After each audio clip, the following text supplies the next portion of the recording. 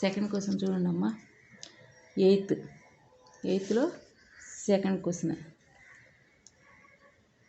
The population of India is about 121 crores has per 2011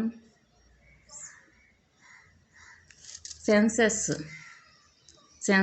అంటే 2011 సంవత్సరంలో ఎంతమంది జనాభా ఉన్నారు ఇండియాలో? 121 crores జనాభా ఉన్నారు. ఆన్సర్ చూడండి. Given population of India is equal to 121 crores is equal 121 into, ఇప్పుడు ఇక్కడ ఎన్ని సున్నాలు ఉన్నాయి, ఎన్ని జీరోలు ఉన్నాయమ్మా? 1 2 3 4 5 6 7 7 జీరోస్ ఉన్నాయి. 7 జీరోస్ ఉన్నాయి కదా. 3 3 6 7 7 జీరోస్ వచ్చేసినాయి చూడు. 7 tense.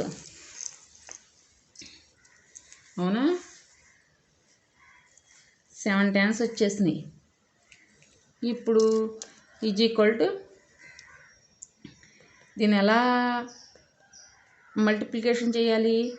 10 tens 100, 100 tens 1000, 1000 tens 10,000, 10,000 tens 1 lakh, 1 lakh tens 10 lakhs, 10 lakhs tens 1 crore అంటే 121 crores. ఇది క్రోర్స్ వస్తుంది. మనకి ఎంత రావాలి? 121 crores రావాలి. అవునా? ఇప్పుడు 121ని మనం విడదీయాలి, అంటే విస్తరింపజేయాలి. ఎలా విస్తరిస్తాము చూడండి. 11 into 11, 11 11 సార్ ఎంత? 121. 11 11 సార్ 121. మల్టిప్లికేషన్ చేయండి. 11 11 వేసి మల్టిప్లికేషన్ చేస్తే 121 వస్తుంది. Into 10 to the power of 7. ఇక్కడ ఎన్ని ఉన్నాయి? 7 ఉన్నాయి. 7 టెన్స్ ఉన్నాయి కదా. 10 to the power of 7. therefore population of India is equal to, ఇక్కడ ఎన్ని 11s ఉన్నాయి? 11s ఎన్ని ఉన్నాయి? 11s 2 ఉన్నాయి. అంటే 2 స్క్వేర్ అంటారు. 2ని ఏమంటారు? స్క్వేర్ అంటారు. 3 ఉంటే క్యూబ్ అంటారు. అప్పుడు 11 స్క్వేర్ అంటారు. మనం ఏమంటున్నాం? 11 to the power of square into 10 to the power of 7 has for 2011 senses.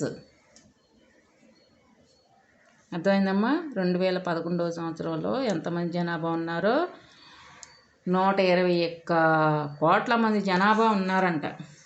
మనం సింపుల్గా ఎలా వేసాము? ఇలాగ చేసాము చూడండి. మీకు ఇలా ఇచ్చి లెక్క చేయమంటారు, ఇలాగ చెయ్యాలి. ఇలా ఇచ్చి లెక్క చేయమంటే ఇలాగ చేయాలి. ఇలా ఇచ్చి లెక్క చేయమంటే ఇలాగ చేయాలి. మీరు ఎలా ఇచ్చినా కూడా లెక్క మీరు చేసేటట్టు ఉండాలి. అర్థమైందమ్మా? 7th క్లాస్ పిల్లలు, మ్యాథ్స్ 8.1లో అయిపోయినాయి. ఇప్పుడు 8.2లోకి వెళ్తున్నాం. రాసుకున్నారమ్మా?